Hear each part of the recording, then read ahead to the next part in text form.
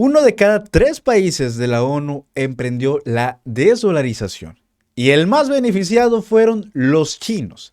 La política de sanciones implementada por Estados Unidos ha desencadenado un profundo proceso de reflexión en numerosos países acerca de su dependencia del dólar como principal instrumento de pago a nivel internacional. Según un analista de Sputnik, hasta la fecha, uno de cada tres países ha optado por desarrollar sus propios medios de pago nacionales, marcando así un cambio significativo en la dinámica económica global. Y hay tres puntos que debemos debatir en esta situación, que son la desdolarización progresiva, las alternativas monetarias y también la complejidad de la desdolarización para el país mexicano, porque el informe de Sputnik, basado en declaraciones de funcionarios de los 193 países miembros de la ONU, en los medios de comunicación, claro, revela que representantes de 68 naciones respaldan de manera inequívoca la desdolarización o han anunciado medidas concretas en esa dirección. Es en este proceso de reevaluación que algunos países adoptan posturas más audaces al proclamar abiertamente su intención de combatir la hegemonía del dólar. Entre los más destacados se encuentran los miembros de influyentes agrupaciones regionales como la ASEAN o los BRICS. Por ejemplo, tenemos que el presidente brasileño Luis Ignacio Lula da Silva aboga regularmente por la creación de una moneda alternativa al dólar para las transacciones dentro del grupo.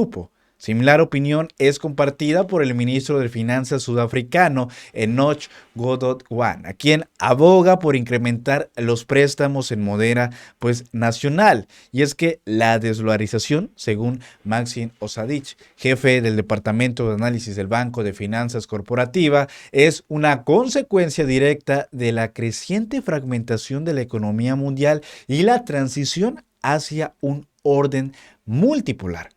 Este proceso se ha intensificado, especialmente a raíz de las sanciones antirrusias, que evidenciaron los riesgos asociados con la dependencia de la economía nacional del dólar. Osachit concluye que la desdolarización no solo reduce la demanda del dólar, sino que también contribuye a su devaluación, cosa que se ha ejemplificado muy perfectamente el año pasado. Y es que precisamente esto de la desdolarización progresiva es algo que hay que ver. Ante eso tenemos acá una nota, chéquense. De esta nota me interesó destacar esto que vamos a poner aquí. Vamos a ver. Ahí está. Bueno, la mayoría de las veces los llamamientos a declarar la guerra a la moneda estadounidense son realizados por dirigentes y políticos del continente africano. Eso es como, lo que hemos estado viendo, ¿no? Ya vimos por ahí, a Brasil, ¿no? Y de América Latina. Por ejemplo, el presidente de Kenia, William Ruto, pidiendo a los dirigentes locales que den los primeros pasos para abandonarle en favor de la liquidación a través del sistema panafricano de pagos, ¿no? Entonces estamos viendo, ¿no? Como primer punto tenemos que los países y políticos que más prefieren o que están dirigiéndose a los demás para tratar de llamar la atención y dirigir esto de la desdolarización, son los países africanos y también los políticos y también los países de América Latina y los políticos del mismo continente. Algunos países están respaldando su descarada retórica, ¿no? Tenemos a Ghana, que está explorando activamente la posibilidad de comprar petróleo a cambio de oro en lugar de dólares. Y bueno, ese es solamente un caso. Luego, mientras tanto, la mayoría de los representantes del Banco de la Moneda Nacional prefieren actuar con más cautela, sin declarar directamente, pero dejando entrever claramente sus preferencias de pago. Al mismo tiempo, están solicitando activamente su adhesión a diversas uniones económicas que persiguen la desdolarización. Y aquí también abajito estamos ¿no? De las alternativas, ¿no? Alternativas monetarias. Porque hay países que también evitan declaraciones extravagantes, ¿no? Lo veíamos en el párrafo anterior. Por ejemplo, tenemos a Bangladesh, que pasó completamente a la rupia en su comercio con India.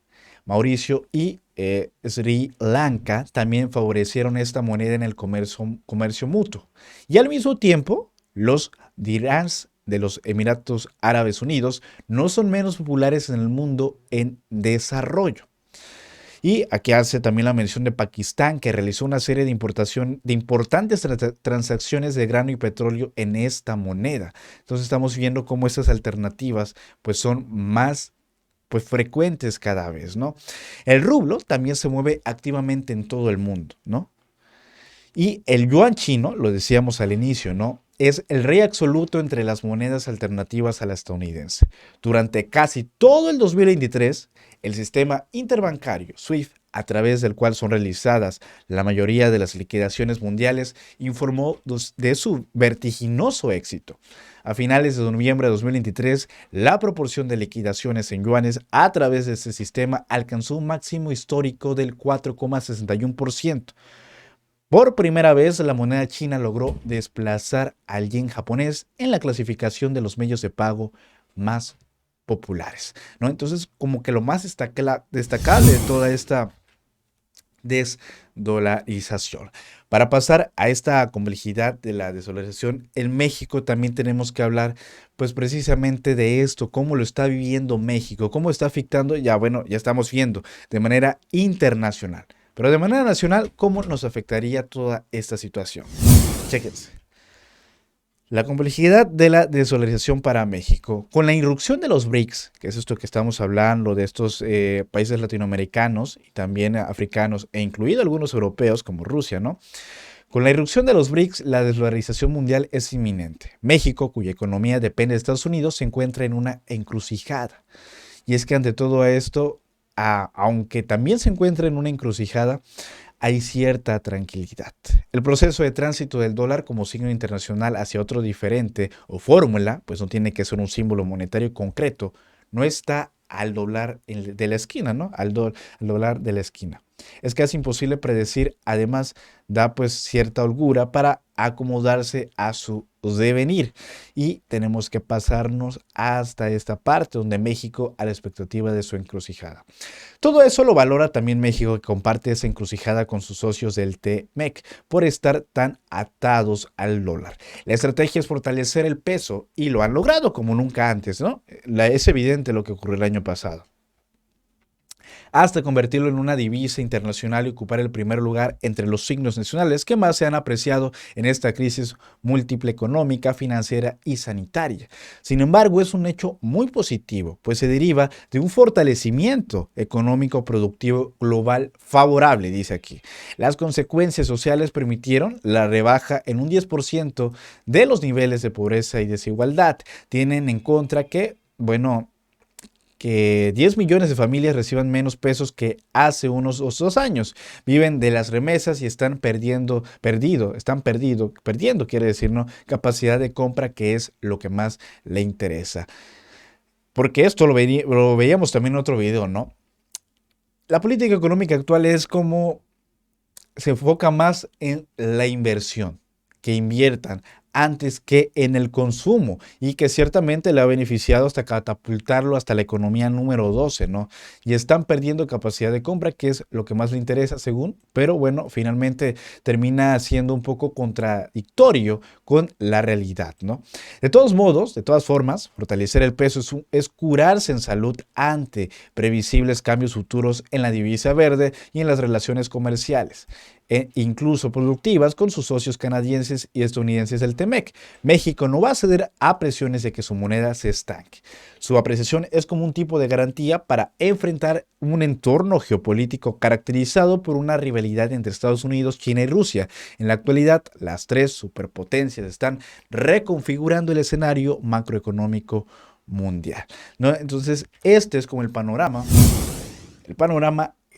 nacional del propio México. Y bueno, Además de reconsiderar el dólar como medio de pago, muchos países han llegado a la conclusión de que la divisa estadounidense representa un riesgo tanto en términos de instrumento de ahorro y bueno, en ese sentido, Israel ha anunciado planes para disminuir la proporción del dólar en sus reservas de divisas, dando preferencia al yuan, ¿no? Como pudimos ver también en estos datos, como el yuan pues salió beneficiado de todo esto. Otros países adoptan medidas específicas para reducir la dependencia de sus ciudadanos de las divisas extranjeras, como es el caso de Vietnam, que ha prohibido los depósitos a largo plazo en monedas extranjeras. Este cambio de enfoque hacia la desdolarización refleja una comprensión más amplia y profunda de los riesgos asociados con la dependencia del dólar en diversas facetas de la economía internacional. Mientras tanto, el video se queda hasta aquí. Soy Miguel Pérez y nos vemos hasta la próxima.